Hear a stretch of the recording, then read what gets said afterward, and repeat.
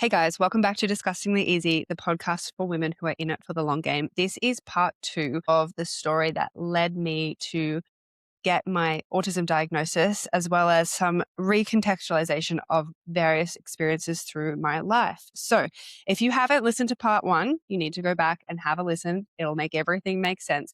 And I do want to say, if part 1 stirred anything up for you, please keep looking after yourself as you listen to part 2 as well.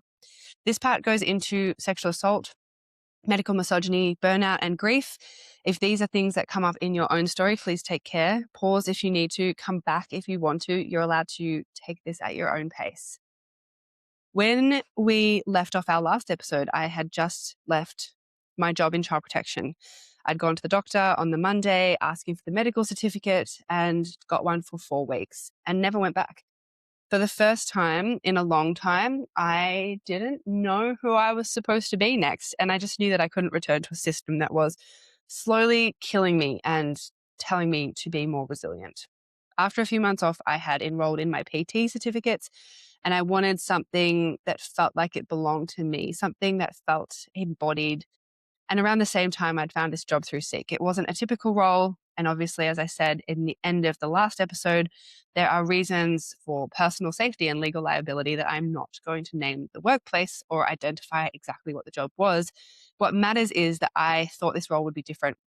It was fun, flexible, and I was working with a team that seemed really interesting and motivated with regards to personal development. This is where I first learned about Tony Robbins. I was removed from crisis work, removed from constant vicarious trauma, removed from the kind of responsibility that never lets your nervous system turn off. I thought it would give me space to recover, and I genuinely loved it so much. Instead, it placed me in an environment where I was once again deeply unsafe. It was that job that I was sexually assaulted by my boss. And I'm not going to go into the details here. That's not the point of the episode. What matters for this story is that I was groomed by an older male colleague in the job that I loved, assaulted, and then coerced into a situation where that behavior didn't stop. Advances continued, pressure continued, and the lines were constantly being crossed in ways that left me deeply confused and destabilized. At the time, I couldn't understand how I ended up there, how I hadn't seen it coming, how I could have been so naive or so gullible. I turned all of that inward. And what I didn't understand then and what I understand now is that women with disabilities, including autism, experience violence and sexual violence at disproportionately higher rates. Not because we're careless, not because we want it, not because we miss signals on purpose, but because disability often intersects with power, trust, compliance, literal thinking, and a lifetime of being taught to override discomfort in order to keep the peace. When you've spent your life masking or repeatedly being told that you are being too sensitive, taking things too seriously, when you've learned to second guess your instincts because other people keep reframing your experiences for you, recognizing coercion in real time becomes incredibly difficult. Learning this, it doesn't erase what happened, but it helped me to stop locating the harm and the blame inside myself. After the assault, I wasn't okay in any way. I was profoundly dissociated. On the outside, I tried to look functional, socially present, capable, engaged enough, trying not to worry everyone. On the inside, I was barely there, barely holding on. I would spend every scrap of energy I had masking, staying pleasant, explaining away the situation, fawning, keeping the peace, making sure I didn't rock the boat, and then I would just disappear. And my best friend would have to eventually come knocking on my door because weeks had gone by without hearing from me. It wasn't dramatic. I was just gone. And what I can see now is that that withdrawal was the only regulation my nervous system had left. When being on just wasn't possible anymore, my system chose shutdown. Eventually, even basically existing took everything I had. It wasn't until years later, after my diagnosis, that this pattern began to make more sense, not as avoidance or weakness, but as my nervous system choosing collapse over further harm. When pushing through was no longer possible, what looked like from the outside like coping was just survival. After that period, there were some really beautiful moments of healing, not linear, not permanent, but very real. There was what I've jokingly called my life intermission, running away to Canada in 2019 for 5 months and working with a herd of 80 horses on a summer camp.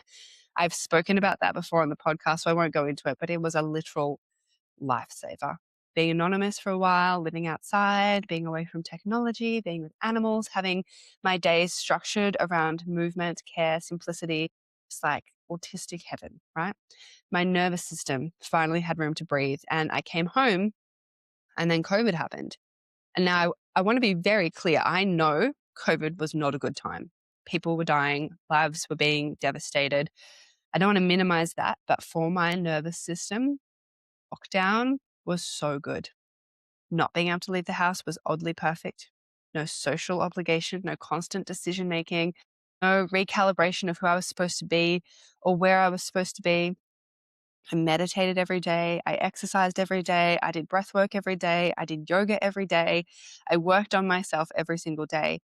I walked through the Dandenongs every day and just breathed. Turns out when the world told me to stay home, slow down, reduce input, I absolutely thrived. This is where I am a Viking. I didn't fully understand what it meant, but looking back, it's just another quiet data point. As things started to shift again towards the end of 2021, this is when Otis was born. And even after everything I've just described, that's when I finally properly started to register that maybe my brain might work differently to other people's. I loved motherhood. I love motherhood. But I also find it overwhelming and intense in ways that I hadn't anticipated. It was all consuming physically, emotionally, sensory wise. There's no off switch anymore. And about 9 months to a year in, I started to notice that friends were getting pregnant again. And I remember feeling genuinely bewildered, not judgmental, but confused. I could not understand how anyone could do this again so soon. At first, I told myself it must be because I am at home full time, that maybe if I went to work or if there was more separation, it would feel easier. But as time passed and the well-meaning questions kept coming about whether or not we were having more children and Otis needs a sibling, etc., I started wondering if something was actually wrong with me. Even when I think back to the birth itself, there's that same disconnect between what it looked like and what it felt like. When I watch the videos now, everything is so quiet and calm and serene. The midwives and even my doula remember it as grounded and soft, but my memory of that day is the opposite. In my memory, it is loud and intense and overwhelming, and my body processing far more than I could articulate at the time. I mean, both things can be true. And so I definitely don't say that motherhood broke me or anything like that, but it did something I've since read about over and over again in other autistic women's stories. It removed the very last layer of masking that I'd relied on for most of my life. There was nowhere left to perform from. So many women describe motherhood as their reckoning, not because they don't love their children, but because the constant nature of motherhood strips away every remaining buffer. No recovery window, no private decompression, no quiet disappearance to pull yourself back together. Motherhood didn't create anything new, but it revealed what had always been there. Once there was no capacity left to hide it.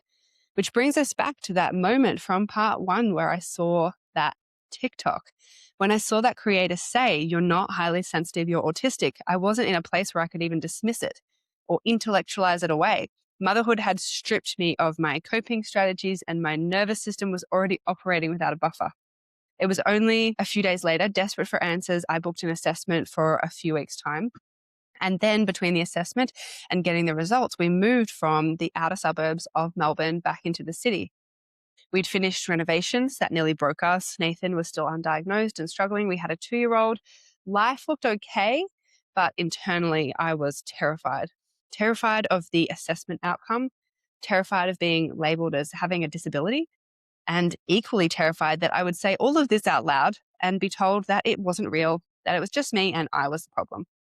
Very few people around me even validated the possibility that I was autistic, not because they were unkind, but simply because things like neurodivergence often runs in families and traits get mirrored and normalized. What looks intense or different from the outside is, well, that's just how everyone is. On top of that, most people's understanding of the presentation of autism is still painfully narrow, especially when it comes to women. From the outside, I looked capable, articulate, high functioning. I masked and mirrored and showed up in situations how I thought people expected me to show up. I was sometimes a bit sensitive or a bit intense, but ultimately fine. And around this time, I even started experiencing heart palpitations. Eventually, I presented to hospital and told them very plainly that I was having a mental health breakdown. I said I understood that palpitations were likely anxiety related, but that I needed help managing the anxiety. I was admitted and then left alone in a hospital bed for nearly 6 hours. At one point, the ANUM, who seemed bothered by my constant crying, asked me whether or not I had any apps on my phone that could help me calm down. I was literally having a mental health breakdown alone in a hospital bed, completely unsupported. That day, I went on Valium, and because of that, scared, overwhelmed, not thinking clearly, I made the decision to wean my 2.5-year-old overnight. It was abrupt, grief laden, and I'm still sad about that transition and how it happened. Not because it ended, but because of how suddenly and how unsupported and unseen it was. After multiple doctors, cardiac scans, and a 24-hour heart rate monitor, I was eventually told that there was nothing wrong and it was all in my head. And for a while, I believed that. And it wasn't until, I don't know, months later on a late night Reddit deep dive that I learned about interoception and the way we sense things that happen inside our body, and discovered that neurodivergent people often experience these things very differently. Being able to feel your heartbeat intensely, to tune into it and to switch that awareness on and off isn't inherently pathological. My body wasn't malfunctioning, it was simply communicating. And I had gone through being medicated, medical testing, the sudden end to breastfeeding, not because my body was broken, but because Western medicine wasn't up to date on neurodivergent bodies. I finally received my diagnosis midway through 2024, and the post-diagnosis skill regression became really real for me. I'd spent hours reading Reddit threads about autistic burnout, people describing exactly what I was experiencing: exhaustion, shutdown, loss of capacity, people who seemed to never recover, and I was terrified that that was going to be me. There were moments where I couldn't find the words, when Nathan had to repeat himself several times before I could process the thing I'd always relied on was gone. And my business dreams started collapsing. Nathan had supported me for nearly 10 years of me pushing for an online business. And I remember thinking, this isn't going to work. You've wasted all this time and money. What a fucking joke you are. Even saying that now, it still burns. And the recovery from that, it was slow. It was gentle. It took 6 months at least. It was built on the language that we now have for what's going on. It included movement. It included therapy, good food, pulling back from social engagements. It was inherently neuro-affirming. And what I can tell you now is that our life is genuinely fundamentally different. The language we now have changes everything. Nathan and I don't just argue differently, we understand why we're arguing. We can name when one of us needs closure and the other needs space. We can interrupt the spiral before it turns into a pressure cooker, not perfectly, but with awareness instead of panic. The way we parent is different. We're not trying to mold Otis into something easier or more palatable. We're just paying attention to who he already is, how he regulates, what overwhelms him, what helps him, and we are advocating for him without apology. I've thrown myself into developing the long game in a way that finally makes sense to me, and that business has taken off as a neurodivergent space on purpose, not accidentally inclusive, not this just happens to work for neurodivergent women, but it is built with us in mind. Nathan has left his job and is moving towards a more embodied, more hands-on style of work, creating tangible things and regulating through movement instead of forcing himself into cognitively overloaded environments that were quietly draining him. The way we advocate for ourselves is different too. The way we say no, the way we pace ourselves, the way we choose our people. And yes, it's definitely all very autistic. I can also see very clearly that I have ADHD traits, even though I haven't gone down that diagnostic path yet. I experience delayed auditory processing, and I think I always have. I just covered it up with being smart by anticipating what people were going to say or mimicking conversation and patterns well enough that no one noticed. I'm still incredibly sensitive. I love patterns and I see them everywhere. I used to think I was psychic, and honestly, sometimes I still feel like I kind of have a superpower for reading people, the way I can read the behavior or pick up shifts in energy, connect the dots before other people even realize they're there.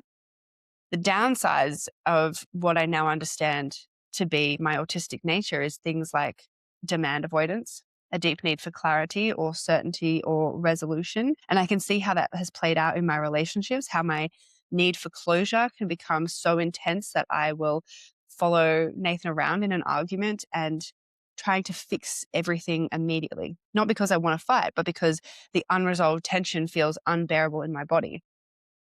I also love planning. I love planning. So I will make the most elaborate, beautiful plans. I will spend hours, I will color code, I will think it through, and then I will never implement it. Because honestly, making the plan was the fun part. That stimulation was already satisfied. I've also had to reckon with the fact that I have accidentally outed other people's neurodivergence to them without consent, because sometimes it actually just feels like a game, pointing out patterns, traits, and behaviors, watching their face drops as something clicks. And here's the thing, noticing it isn't the problem, but pointing it out without consent is. Recognition without safety isn't care, and I've had to unlearn that impulse. Something that I do talk to a lot of women about as I'm navigating this new or seemingly new autistic experience is the idea of whether or not you need a diagnosis. And for that, I love to refer back to something I saw Fern Brady say. And if you don't know her, genuinely go and watch Autistic Bikini Kill on Netflix. It's her comedy special. And you really, really need to read Strong Female Character, which is her memoir. Pre-diagnosis or post-diagnosis, honestly, these are required reading. She said, you don't technically need a diagnosis to be autistic. Of course, I agree with that. Self-identification is valid, especially in a system that is expensive and inaccessible and still deeply biased. But she also said that when she got her diagnosis, it gave her a language that other people could recognize, that allowed her to advocate, to be taken seriously, and to get the right kind of support. And that's exactly my experience as well. The diagnosis doesn't make you autistic, but it gives you permission to stop negotiating with myself, to stop minimizing, permission to stop asking whether or not I was allowed to need what I needed. It's also impossible to talk about this without talking about how limited our understanding of autism in women is. Autism research was built on boys, on men, on externalized traits, on the level of disruption it caused to society. People understand the Rain Man stereotype, or the obsession with trains, or the maths genius, the bluntness or the lack of social niceties we see on characters like the Good Doctor or Sheldon from Big Bang Theory. No one saw my difficulty forming relationships as autism. No one saw my obsession with tessellating tiles as autism, or my fixation on sea creatures. That was just an academic interest, not a special interest. My rigid study routines were praised as diligence. When I was emotional, I was a teenage girl. When I was shut down, I was daydreaming, or when I was dissociated, I was just not paying attention. My meltdowns were internal. They were quiet, they were invisible. I hated meat because of the texture, but I rationalized it ethically because that made sense to other people. I mirrored accents without realizing it. People thought I was mocking them, and I was just unconsciously morphing into what felt safest in the room. I picked up and dropped obsessions constantly, things that I would delve into with such ferocity that I could barely think about anything else. Astrology, birth charts, fucking Notion, watching tutorials on 2 times speed until 4 o'clock in the morning, then being completely done with it 3 days later. Somehow, no one joined these dots. Thank God some special interests stuck. Karate, which regulates me while allowing connection without social performance. Fitness for the same reason. And now building spaces for neurodivergent women to come together, because I know in my bones how much this world was not built for us. So we build something else, right? We build spaces where you don't have to perform to belong, where you don't have to explain why things feel harder or justify your capacity on any given day, where your body isn't something to override or discipline into submission, but something that's actively a part of the conversation. I've built spaces where sustainability matters more than output, where consistency does not mean doing the same thing every week, but knowing how to come back to yourself without shame, where strength isn't aesthetic, it's nervous system level. It's about resilience. It's about regulation. It's about staying in your life without burning it down every 6 months. This is why long game exists. This whole story is why long game exists, not as a generic fitness program, not as a try harder, be better, fix yourself solution, but as a space built specifically for women who have spent their lives doing exactly that, performing, adapting, masking, holding it all together, who are tired in a way that rest alone does not fix. Everything I've shared in these last 2 episodes lives inside long game. My understanding of neurodivergence, my relationship with movement as regulation, not punishment, my belief that you do not need more discipline, you need a safer system, and my refusal to treat women's bodies as a problem to be solved rather than a home to be lived in. The long game is for women who recognize themselves in this story, who've always been capable but quietly exhausted, who've been praised for coping whilst disappearing on the inside, and who don't want another program that ignores their nervous system and calls it grit. Inside long game, we train, yes, but we also unlearn. We build strength slowly on purpose. We center consistency that survives real life. We create spaces for neurodivergent bodies, minds, cycles, seasons without needing to ask permission for any of it. If these episodes have hit home, there is a reason for that. And you don't have to carry that recognition alone. If you want to learn more about the long game and the work that we do, the links are in the show notes, and you can also send me a message on Instagram. There is no urgency or pressure, just information when you're ready. Take care of yourself after listening. This was a big one. And remember, when nothing is certain, anything is possible. You've got this, and I've got you.